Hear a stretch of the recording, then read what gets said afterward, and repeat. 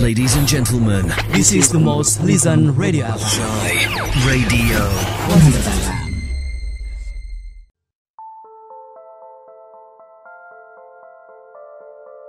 Penambahan kasus baru COVID-19 sebulan terakhir relatif kecil di tanah air. Hal itu menjadi tolak ukur bahwa penanganan COVID-19 di negeri berjuluk Zamrud Khatulistiwa ini relatif berhasil. Walau demikian, keberhasilan itu seyogyanya tidak mengundang euforia berlebih. Masih adanya penambahan kasus baru menjadi bukti bahwa virus corona baru ini belum sirna dari muka bumi. Virus yang mampu bermutasi dengan cepat itu masih mengintai siapa saja yang lalai.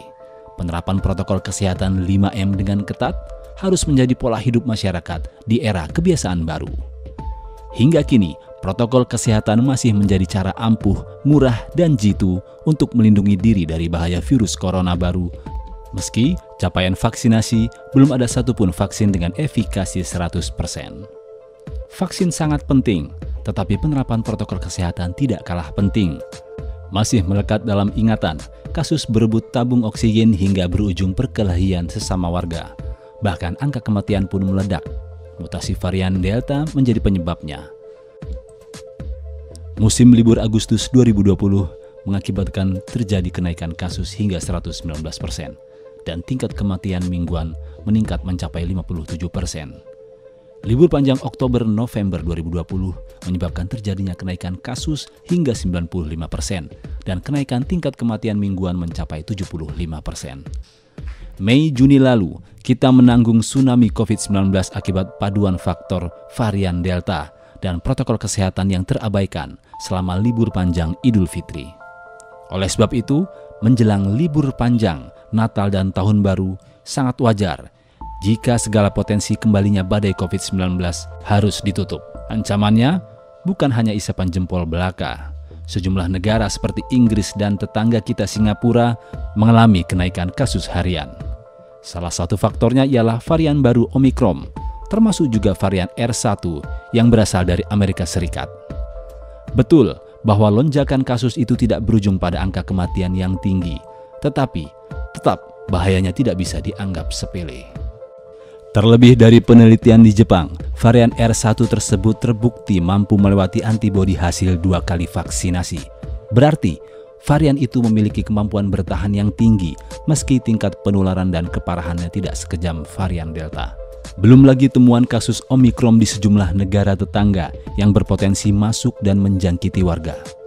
Oleh karena itu, langkah yang diambil oleh Presiden Jokowi adalah mengantisipasi. Prediksi adanya 19,9 juta orang yang akan mudik di momen Natal 2021 dan Tahun Baru 2022. Namun sayang, kebijakan penerapan PPKM level 3 serentak batal diberlakukan dengan sejumlah alasan. Jangan sampai keputusan cabut aturan ini justru menjadi bumerang dari ekonomi bisa berujung petaka ribuan kematian bila tidak dibarengi disiplin protokol kesehatan.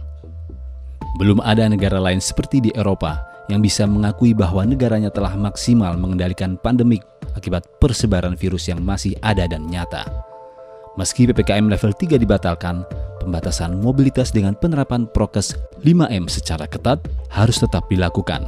Pembatasan terbukti efektif mencegah penyebaran virus lebih meluas di suatu wilayah akibat adanya mobilitas yang dilakukan oleh penduduk yang berasal dari daerah yang padat ke daerah-daerah yang minim kasus positif COVID-19. Ancaman dalam negeri lainnya, potensi lonjakan atas maraknya kerumunan di tempat-tempat wisata.